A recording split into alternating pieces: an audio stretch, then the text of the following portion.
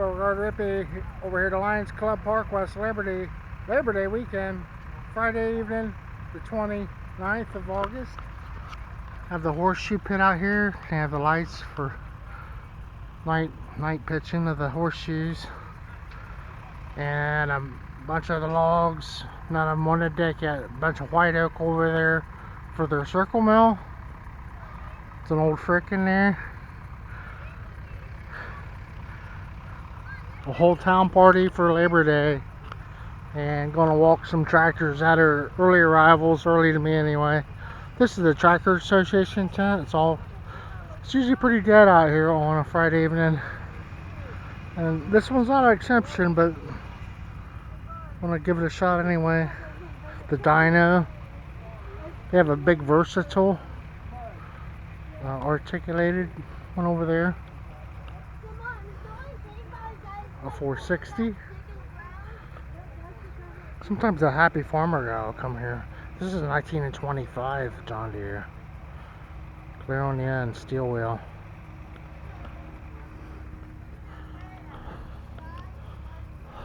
They have a new restroom built over, and there's nothing on the ball field here. I've seen a band perform on that one. Like a Little Big Town, or no? Yeah. It's a big, they did that different this year. The stage anyway.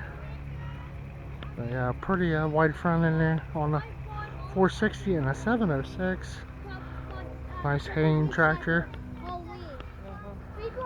Fresh paint on it. Got the original wheels, a pink one. There's people having fun over here. A little Cub. Just kind of, this is so cute, isn't it? But yeah, 1936 over here though. They do the vintage ball here. Try to come back around. 806. We've seen a 706. It has a weights on the back.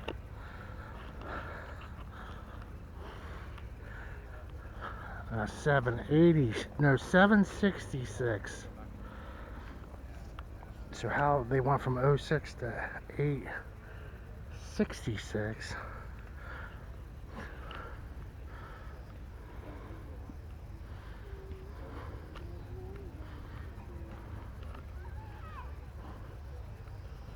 This is just a nice evening out here.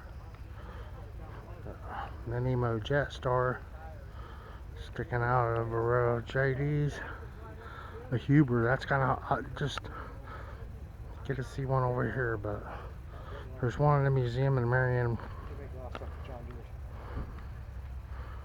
I'm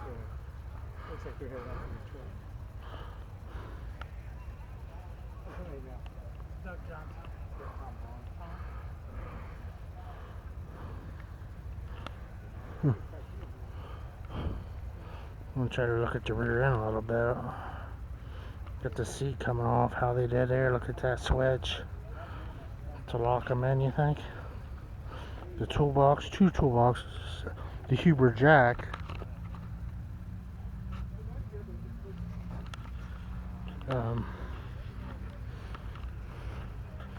But yeah, it looks like a runner. Gas job. 1939. Kind of, you know, the builders were kind of sharing some of the stuff at that point, you think?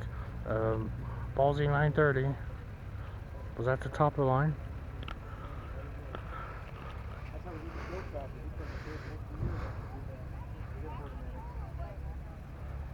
Now here's a very old case right here, but it's orange, so probably one of the first ones made out of orange paint. There's green paint under there somewhere too. Wow, this is a cool restoration right here. Every bolt, wow, sexy lawnmower there. F20 with the plates on the back. I'm gonna skip the end of the road. No, I want to hit that real quick. Check my time a little bit. A Silver King on the end. But here's the stage I was talking about. It's in a, I've never seen it here before, the big stage.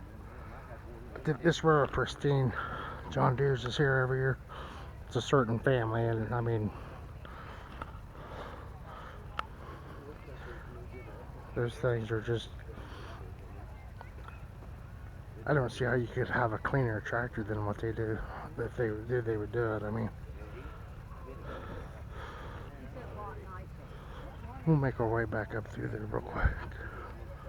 Pretty red ones, some very pretty red ones. And that one over there was over. This guy here, it's a 300 International.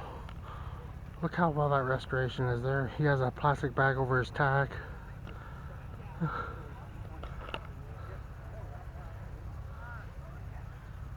There's 3 controls, a little stainless steel pipe on it. It's pretty cute. 300, an unrestored.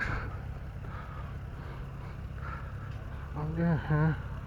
A 450. So that was a 300 back there. Maybe we'll get to see a 400. An old orchard tractor over to my right here. I'm not sure. 52. Graham Bradley. Now, was this a show? That there's a show. It's a cockshut. Yeah. This is a cockshut show. So we're gonna see the road over. So I went to Portland and I skipped those 13 rows of tractors. Here's a 2010. These guys are from DeGraff, Ohio, or in Quincy. That's kind of the same place, isn't it? So, not sure who they are or anything, but here we are over in West Liberty. And then it's like 50 miles across Champaign County. This is the part of their John Deere collection. That'd be a heck of a job just to haul all these in here. There's like a dozen of them. That's a gas. 630. Brand new tires and everything. An OSU commemorative John Deere people mover or something. 3020. 4,000. I don't see them too often at all. I'm not even sure if that's real.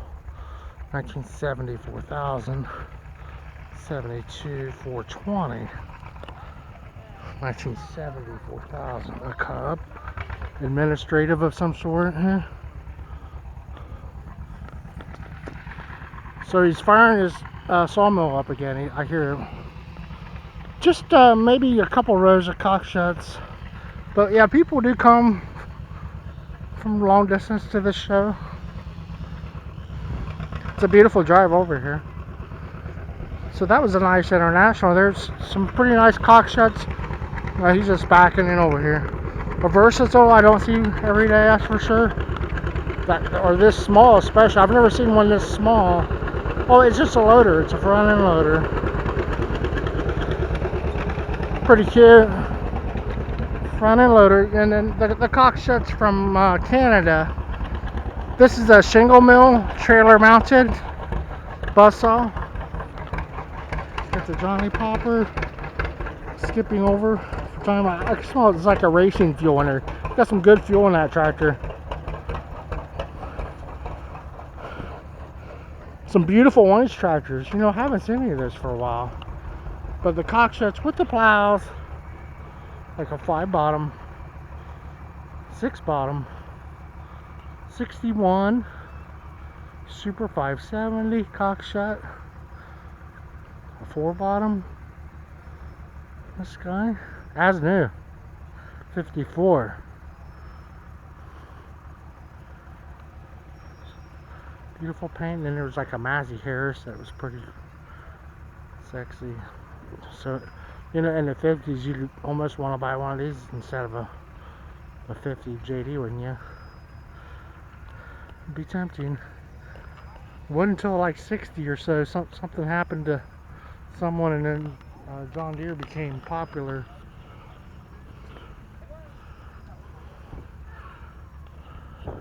40s, 30, 50. That one was 570. Cockshot Deluxe. Yeah, brand new rubber and everything on there. Our antique tractors over here. Take a peek at these orange ones again real quick. Here's a long. They're from Europe or something, aren't they? Tarboro, North Carolina. The long tractor. That's a big long, isn't it? Not sure of the year. Was there too long? So the GP, these guys are a little parade tractor. Not sure on the models on these either, but either one on the end was cute. Here's one in the rough with a single wheel. I seen a John Deere like that the other day too. Just kind of walked by it and then I caught it in my film. Stuff from the 50s over here. Lions Club Park, West Liberty, Ohio on Labor Day week. My Greg Rippey. Thanks for watching.